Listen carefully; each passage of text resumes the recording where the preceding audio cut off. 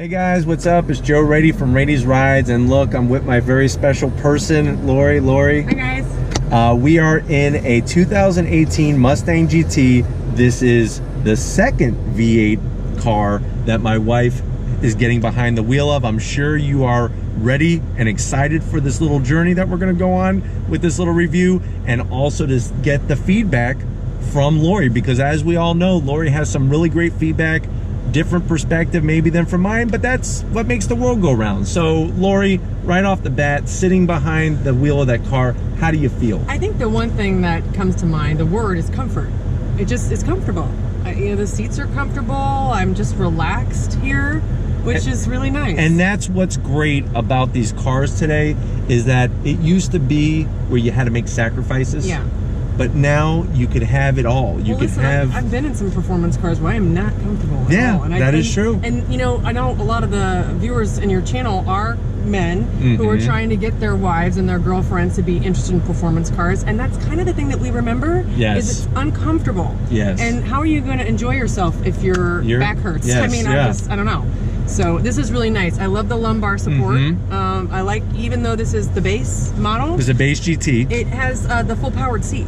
So both passenger and driver. Yeah, and that's kind of a big deal for me. And if I were going to get a car like this, I would want that. So it's nice to know that in the base. Of course. What do you think about like the steering wheel? You like the size of it? I do. It's a little thicker than my Focus ST. I found that too when I was driving it. But it's reminiscent, and I love that particular wheel. It's just a nice round classic wheel. I love all the touches with the silver. It makes it very nice. Upscale, I guess. Yeah, definitely. So it's really nice touches.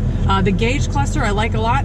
If I was going to say anything about the gauge cluster that didn't appeal to me, the font is a little, I don't know, there's something about the font, and that's about specific. Well, I don't like. And that's what we want. Listen, we want Lori to be specific. I know you guys and gals out there, you love the way we're unbiased. We say how it is and how we're experiencing it. Be aware though, and this is going to be coming up soon, so stay tuned. We are going to be getting, this is a base GT, we are going to be getting a premium with the performance pack, and as some of you are aware, that comes with a full digital display. Yeah, I'd want to see that. I like this display, but I'd really like to see the digital display. I think when it comes to the digital display, they really hit the nail on the head, because it doesn't look like a video game. Yeah. It doesn't look like you're playing on Super Nintendo or something. It is, the graphics are crisp and clear, and they have a nice tastefulness to it. Well, and one of the things that you've mentioned to me several times about the Mustang is how much history this car has. And one of the things you like about it is how the designers continue to try to bring back some of the things that connect with the older designs. Exactly. And there are a few things in here that you pointed out to me that do that, like the armrests and how you know things are a little bit more forward here, and the dash as well. Yeah, the dual cowl I didn't dash. know that, and I really like knowing that, because that helps me connect with the car's history. And that's what's great about it, is that, you know, remember, for you to move forward, you got to remember the past, and especially Ford with the Mustang has such a rich past that why would you scrap that and go in a different direction? I think that's what a lot of people like, is everybody, even my own mother, has a Mustang story. Oh my God, yeah, my sister had a Mustang. I wanted it so bad. It's like somebody's neighbor had a Mustang, you know, somebody gave you a drive in a Mustang. I mean, it's just, everybody has a Mustang story, and you get to enjoy that every day, even if you're just going on your mundane trip to work. Absolutely. You could be riding in something like that. But I don't know, I'm sure you guys are probably done with our talking, and you want to see Lori pull on out of Walker Ford with this. Are you ready? I'm ready. All right. 10-speed automatic. Great transmission. Here we go. We're going to be pulling out of Walker Ford. Well, the throttle's really responsive. Just right now, I'm noticing with just the little taps on it, it pulls. Oh yeah, this thing is a pony that is ready to run. And I mean, it wants to run. Yeah. I love it. I love the sound. That's one thing I would say that's quite different from the Camaro right off the bat. Yeah, stock. When we're comparing stock to stock exhaust, this thing definitely sounds better than the Camaro. Definitely. But remember, there's even an optional exhaust you could get that is adaptive, where you can make it louder or quieter. And now you have the car in sport mode, right? Sport mode, yes. Because the steering is really, really tight. Tight and nice, yeah. Very nice. I like that. All right, here we go. Go ahead and give it a rev. What do you think? You know, I like it. It's one of those things that you feel it in your chest. Don't you feel it in your heart? You do, and it kind of pulls. I don't know if that's G-force or what that is, but it pulls you back, and I like that a lot. Definitely. What do you think about when it shifted? Did you feel that it was herky-jerky? Was it smooth? I found it to be quite smooth, and which is surprising to me because you hear the stories about the Mustangs and the people that are driving all over the place. Yep. They must just be awful drivers because this feels like it handles very well. It really does. I feel like the suspension has a nice firmness to it, but it's not like it's bouncing over the bumps. No, not at all. I like the sight lines as well. I feel like I'm a little higher than the Camaro, which I like. And I also like the seating position. So in the Camaro, I felt like my legs were pretty straight out. Here, my knees have a bend. A little bit of a bend to it. Which is more supportive and probably why I feel more comfortable. And that's what's going to be the most important part is that if you're going to drive, I know that the rumble. No, you don't have to apologize for that, right, guys? I mean, if you have a wife that is enjoying the sound of a V8, you're never going to want to apologize ever. But that's something that you really want. You want to be comfortable in the car because when you get on it, which if you want to pass this person, I'm sure you could easily. That's allowed. Yes, feel free to apply throttle when needed. So very, very smooth, really wonderful how the power comes in. How do you feel about the brakes? I just had to get on the brakes a little bit here, and they're very responsive. Yeah, I didn't feel worried. I mean, the car didn't wallow or sway. You had a perfect amount of nosedive, but not too much. What's really fun, Joe? I'm really just enjoying tapping the pedal because it gets really throaty. Yes, and it does. That's really fun. I do like that. I've never had a car where I've just enjoyed that before. Yeah, just listening to it. Yeah, it's really nice. I like that. It's unusual. Definitely. So is that a Mustang thing?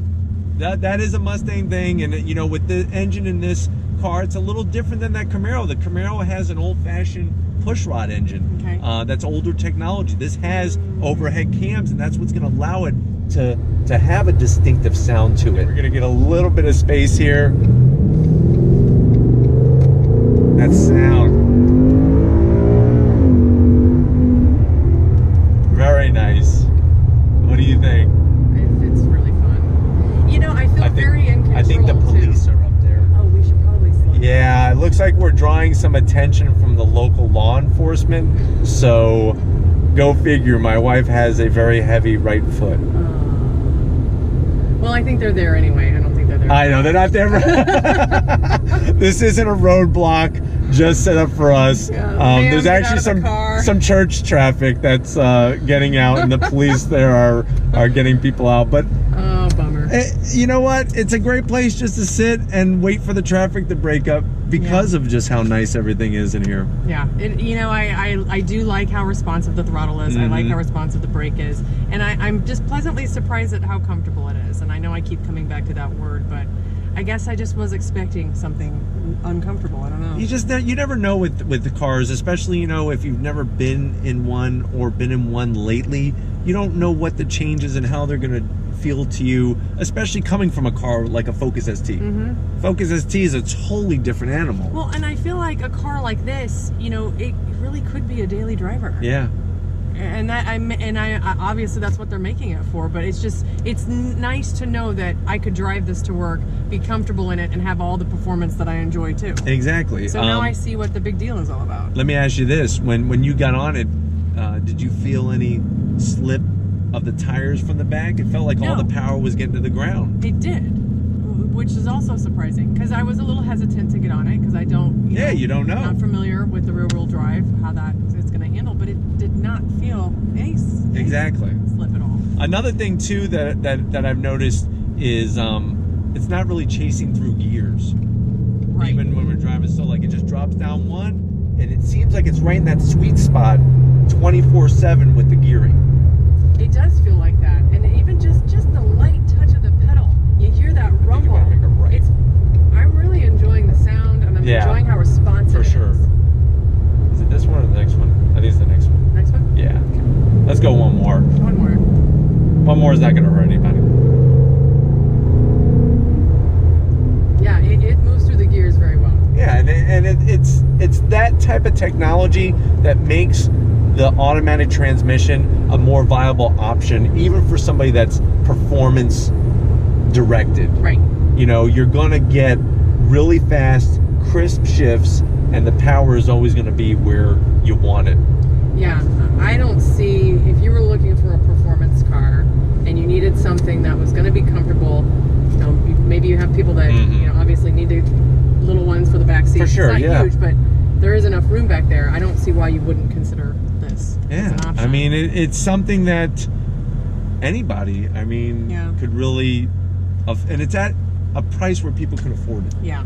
You know, if you look at a lot of cars, it seems the price points are just getting so high. Well, that's all over the news, too. Yeah. You know, everybody's having 7-year loans, 9-year loans. I know, 84 months. The average price, the average monthly payment, I was reading for a car today is somewhere around $350 to $400 a month. Wow. How are people affording this? I don't know, because that's, then you got to add insurance and everything else to it. Yeah, that doesn't make any sense. I know, it's crazy. But I think you're really enjoying it. I do. I like how tight the steering is. Does it seem like when you're turning, like, do you feel like the nose travels nicely when you go to? Yeah, I do. Yeah. I feel like it definitely leads with the nose and the front. Again, I feel like the sight lines are really great here. I was worried about the hood. I was worried about it feeling like a big, huge boat. Yeah. This is a big car for us. You know, I'm used to driving smaller. No, definitely. And one thing that you guys should be aware of, I don't know if you are or not, the Camaro is, at least the 2018 Camaro is smaller. It's on a smaller chassis. It's on that Alpha Series chassis that the Cadillac ATS sits on. So it is technically smaller than a Mustang. Even though it doesn't drive smaller. No, it doesn't. And it doesn't look like it's a bigger car. The way the Ford engineers wrapped the bodywork on this car and they did the work with the wheelbase, it does not appear to be such a huge car. This feels a little more nimble. Yeah. I don't know. Than the Camaro? Yeah. Nice. I think. It just feels like I'm able to, like, maybe nose forward, like I'm able to direct it a little easier. Yeah, and I think you're able to know where it is in its lane a little bit easier. Well, and it could also have to do with that seating position as well, because, you know, because of the fact that I'm a little more upright, and that helps. Sure, for sure. Yeah. So hopefully you guys have really enjoyed Lori's perspective, Lori's take, Lori's second time behind the wheel of a Mustang. We'll have to wait and see, you know, what direction we're going to go in with your tasting cars. I really like V8s and now. whatnot. Yes. I blame you. Sorry, I'm very sorry. I guess there's worse things I could be doing, right? That's true. But anyways, I want to thank you guys for watching. I know Lori is excited that people are interested to hear what she has to say. I think you gotta get past this car. Oh, it's really nice. You like it, don't you? That was fun. But anyways, I want to thank you guys for watching. If you're not hit that subscribe button, hit that subscribe button. I promise you, we're going to have more exciting footage with my wife driving some other cars, including my RS, doing more reviews on other cars. And if you haven't seen my website, raitiesrides.com, check that out. My Twitter page, Instagram, and Facebook pages, all Raities Rides, all original content, all the time. Are you ready? Yes. We're going to say it together. Here we go. And as always, guys, we'll see you on the next ride.